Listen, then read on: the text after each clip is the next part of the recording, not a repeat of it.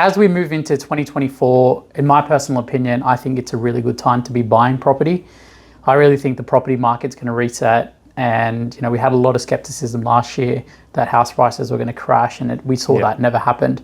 So I think, as we move into 2024, I think it's a great time to buy. So I think what I really wanted to do in this podcast is give people an overview of what we think is going to happen in the economy, why we think it's a great time to buy. And when people are looking to buy, some things that you can touch on will be what kind of land should people look for when they're going to buy these new sites. So again, this is assuming people are buying sites from developers. So what kind of sites is good? Not, as we know it from our experience, not all the sites are the same. And if people are choosing correctly, it could lead to more expensive building costs. So we'll cover that. So before I get into the nitty gritty or the weeds or what to look for in your contract of sale, which will save you on build costs, I wanted to touch on what you said, like a lot of, just take everyone's mind back to 2020 or 2021 when the rates were low and all of the hoops we all had to jump through to get a block of land. Like you'd have to enter a lottery and then you'd have to get selected.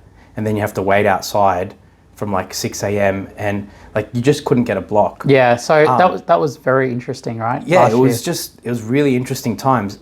But you need to think, like you always tell me, you got to think 6 to 12 month increments minimum when it comes to property. And that's finding your block. So what we've seen is a shift in the opposite direction where the developers are no longer in the driver's seat and they're trying to incentivize people to purchase blocks because stock isn't moving. Yeah, so that's a good point. So like, how did we get here? So as you were touching on, in 2023, at the start of the year, we were hearing a lot on inflation. We were hearing interest rates inflation. And I think 2023, that market was really two-phase. The first half, there was a lot of skepticism in the market that we have so much inflation, everything's so expensive, and the government is going to start increasing interest rates. People were worried that we were going to see house prices crash through the roof. There were some media articles that you were seeing, Combank predicting this, NAB predicting that, and some media people predicting that it was all going to go down by 15-20%. And as we saw, we had 13 interest rate hikes last year, and none of that happened. And what we really saw was that property prices were stable. In some cases, in Sydney, they went up by almost 10%. And the reason that happened is because we realized we don't have enough supply in our market. We don't have enough supply, and the booming population, it just can't keep up. So you've got a booming population, supply can't keep up. You're not naturally going to have interest rate, house prices that go up. So again, despite all those 13 interest rate hikes, we saw property prices holding firm. And I think a lot of that, we're going to see that this year. So, we might have one interest rate hike, maybe two, but I'm actually thinking it's going to be one. And a lot of the media articles that I'm reading and a lot of research that I'm doing, I think it's going to be one. So this year's going to be quite different. It's not going to be, it's not going to be a drastic. I think it's going to be a very stable economy. So we're going to have one interest rate rise, and I think it's going to stay pretty flat for the rest of the year before it starts cutting, back end of this year. So what that means for the property market, I think if you've got a stable job, if you've got income and you can do so, I think this is the right time to be buying a property, despite 100%, despite everything that's going on. Even if it means buying a block of land, which we've done this multiple times, and a lot of our clients aren't even aware that you can do this, is securing a block of land off the plan with 5% exchange on exchange, and that's and then the other alternative is 10%, but you can usually negotiate with the developer, especially in this climate. Like we said, it's actually now a buyer's market, and we can see that case in point with tier 1 developers allowing you to exchange on blocks for as little as $5,000. And what that means is you lock in the price, you lock in that block now. You don't need to get your funding, you don't need to get settlement done. You're locking it in now while everyone's asleep at the wheel, essentially. And the reason why you want to do that now is what happens when they announce in, let's say, June of 2024, we're just speculating. But when they do drop the rates, even just that one time, we're going to end up very, very, very quickly, I think, not as quick as COVID where we had no interest, like what were our rates then? Oh, it was ridiculous. It was like non-existent. Yeah, like it's ridiculous. It's been like 18 hikes since then. But it's gonna shift everyone's confidence in like entering that market again, and then you're not gonna be able to find a block anymore. Yeah, and you put developers back into the driving seat. That short-sightedness that everyone seems to forget, and like we're guilty of it too, but we're a little bit better at it than the average person. And I think and it goes back to, I think, you know, if you can afford it, you've got the job. I think now's the time to enter into the property market before it resets. And you know, there's, like you were saying, you know, we're seeing Bingara, you know, the developer there is offering free stamp duty. So that's a 25,000 discount, which, you know, it's a massive discount for people. That's right. So you know, one of the strategies that I definitely recommend for people is, you know, again, if you've got a job, buy land that, you know, maybe you don't have the deposit saved up now, but you will do something, you know, when you've got a target. So you buy a land that settles at the end of 2024, early 2025. Yeah. You pay your 5%. When you say buy, do you mean secure it? Secure it. Exchange? Yeah. Because I think if we say buy, so maybe talk about that. Maybe give a bit more clarity on what I just said. Yeah. Yeah. So you've got couple milestones when you're buying land off the plan. You've got your exchange, and you've got in a nutshell, your settlement date, which can't occur until the block's registered, which is, you know, what the developer is tasked with doing. Yeah. In order for them to do that, they need to do their civil works. They need to definitely have their DA in place, their CC in place, and you know, it's usually a minimum. When they start marketing, they probably start marketing 12 months in advance. So they want to get their pre-sales in, they want to get people committed, and they want to get cash in the door. But legally, you haven't bought anything because the block doesn't exist yet. So all they can do is get you to commit to exchanging contracts, which is typically a minimum of usually 10%. But in this market, we've negotiated 5% on almost all of our. You know, you just got to ask the question. They usually will do it. That money then sits in a trust with the developer, and it actually isn't released until settlement, i.e. when they've completed the build, the block's ready, the services are built, the roads are in, and then what that means is then you have to settle. So that's when you have to get your finance in order. So you got 12 months to worry about that. Yeah, up to, yeah. And to figure that out, to get saving, like you can save a lot in 12 months. Yeah, and what we've seen, you know, especially with mindsets as well, when people have a goal that they're working towards, they're more likely to do it rather than an open-ended type situation. So if someone, you know, one of the things is, let's say you do buy a block that settles in 8 months' time or 12 months' time, you know, that's a really 100%. Good opportunity. You set yourself a goal that you and your wife, partner, whoever, are going to work towards saving for that. And it's a lot easier to buy land. And like you said, when the landscape does shift, and it's inevitable, either APRA drops the buffer from 3% down, or whether there's a change in interest rates, we're going to see people lining up again for blocks, because everyone wants to get back into the property market. FOMO 100%. comes back. 100%. So I think, you know, that's mine. And look, we are setting up that way as well. You know, we're starting to advise our clients that way. We're also looking to acquire. You know, we don't look at acquiring those development sites, but from developers, but we will start to acquire sites, because now is a really good time to be buying rather than, you know, staying out of the property market. So let's say I've made a mental decision that I want to buy. Yeah. You know, one thing we've learned from our experience is not all blocks are the same in developers. What do you look for? Oh, that's a really good question, because you'd be surprised how many people we see buying, because you're buying off the plan, unless you've got, you know, some sort of experience in knowing what to look for in that contract of sale, where we've seen a lot of people, like, they don't even know whether that block is flat, steep. We've had some people that have exchanged on contracts that in an extreme circumstance, they've got a substation in the corner of their block, which drastically will increase your building envelope, drastically increase your resale value if you're going in there for an investment. Decrease. Sorry. Yeah. So that'd be a pretty extreme example, but we have seen it.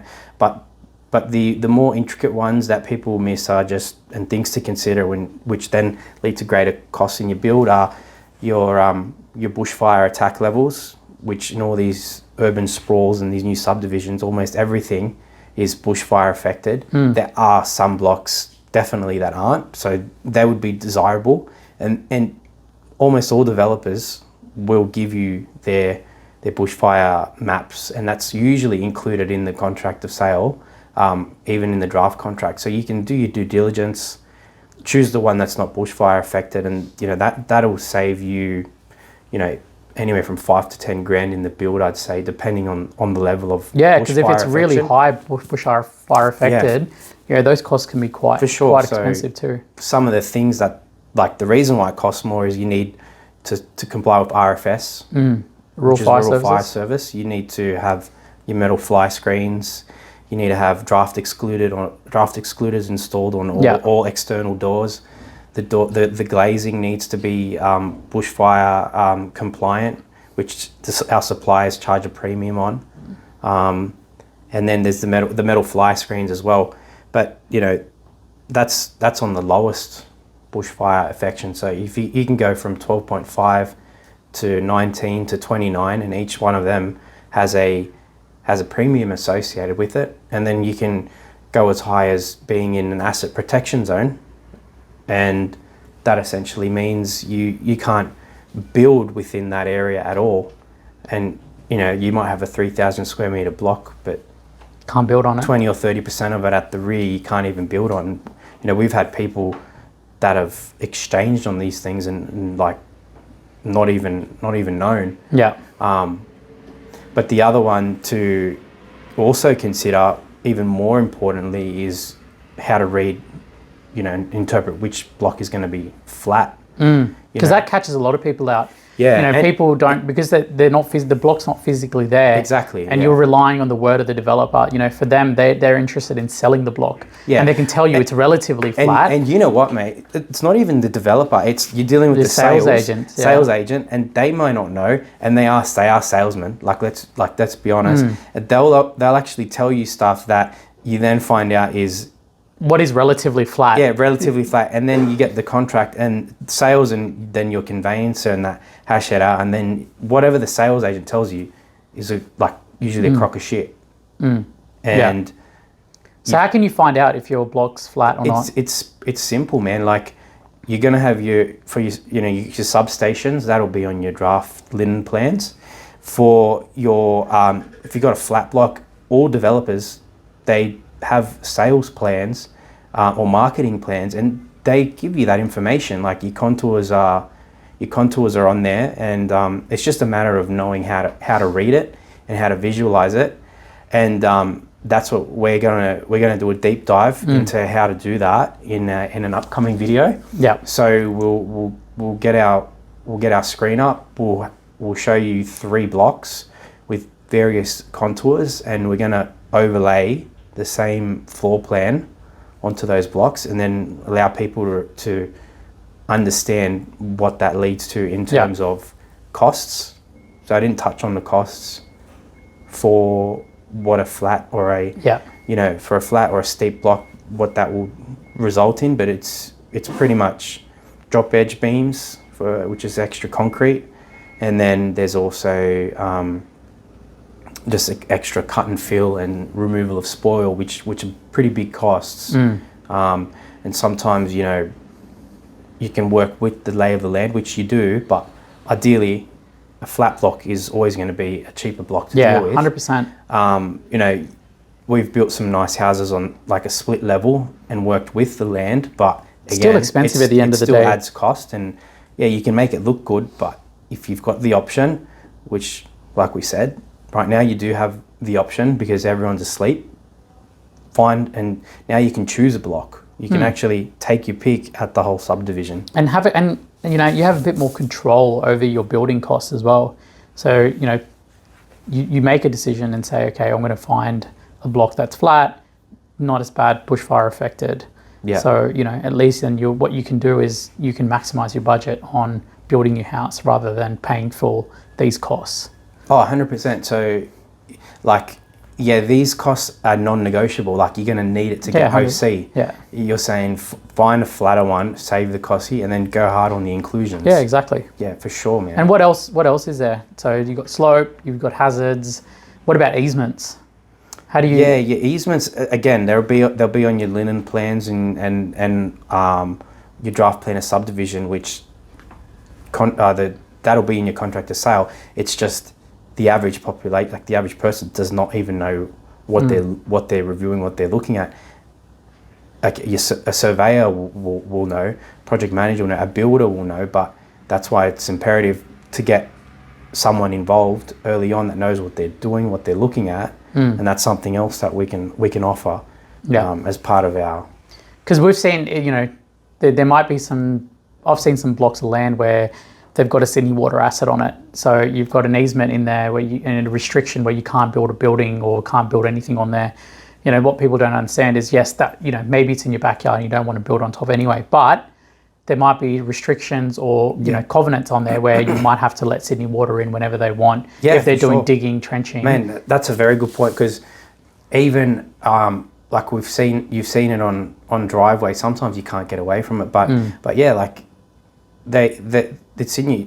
We've seen it. You got to. They'll build it under your they'll have their asset under your driveway, and if they want to do maintenance work, it says they're going to rip up your driveway at your cost. Yeah, at your cost. These are things that you need to be aware of. So yeah, and it'll cost you, and whereas previously you couldn't find those, where you didn't have an opportunity to choose between your lands. You do now, so it makes it easier. And that's because of the high interest rates at the moment. So that's the silver lining of all this, is the interest rates. Yeah, no, I agree.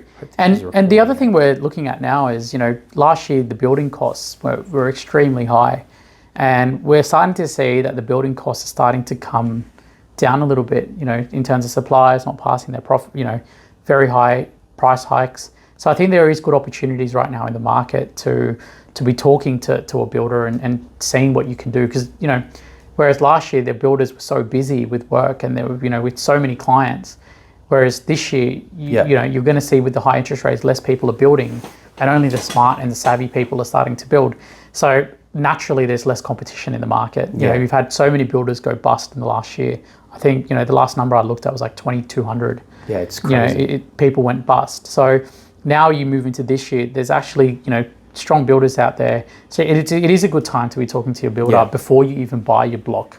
And now that people have time and capacity, they will give you some advice. They'll tell you before you buy a block, maybe you should look at this X, Y, Z. Maybe if you've got 3 blocks shortlisted, come talk to a builder like us. That's a really, really good. Just 3 blocks shortlisted, you've done the initial legwork.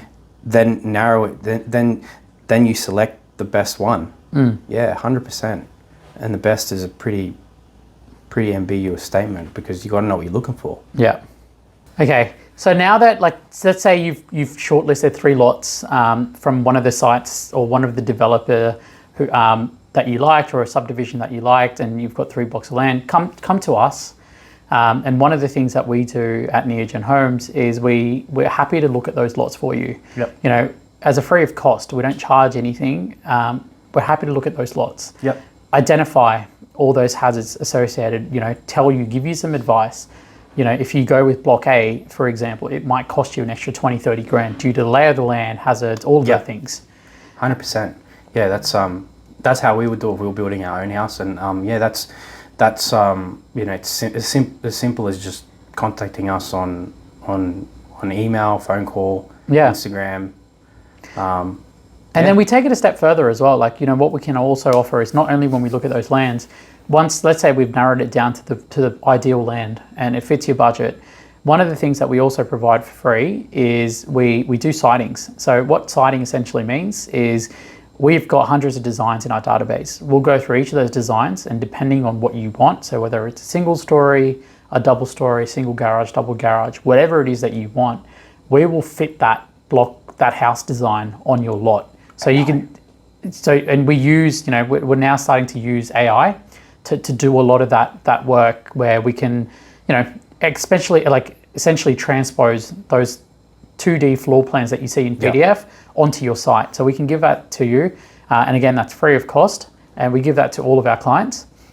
And essentially what that allows you to do is look at the site and look at how your house fits against the site. You know, it allows you to visualize a little bit more. Yeah, and what's so good about it is like we were massively on the fence with artificial intelligence, or like how can it help and how useful is it going to be. But we've been, you know, playing around with it over the last few months, and the initial checks that it allows you to do, just to see your setbacks, your front setbacks, how big your rear side.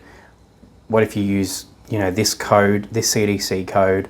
What if you go DA? We can do that very, very quickly with this. And then on top of that, it'll also show you, you know, how much cut and fill you're going to expect from day one, and how much drop edge beam you're going to have. All those things. These are all good tools where, you know, it'll give you a better understanding of how much it's going to cost you to build. And, you know, as a service, we also provide free quotes. So, you know, once you've narrowed down your lot, you know, we can give you a free quote on your site. And depending on which design we take, it'll give you a good idea for, you know, based on your land, how much it's going to cost, what design you're going to have. So you have a really, really good idea when you walk away after our consultation, knowing exactly what you're going to get from your block of land. Yeah, for sure. Cool. I think that brings us to the end of this podcast. I'm really hoping that what we've talked about between Zane and myself gives people enough information to tackle 2024 in a really good way.